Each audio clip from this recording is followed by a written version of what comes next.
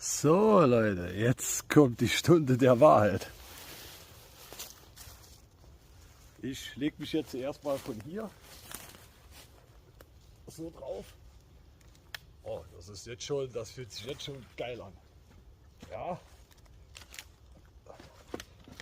Also ich bin ungefähr 1,90 und deswegen bricht das dann auch ganz schnell, ne? Bei 1,90.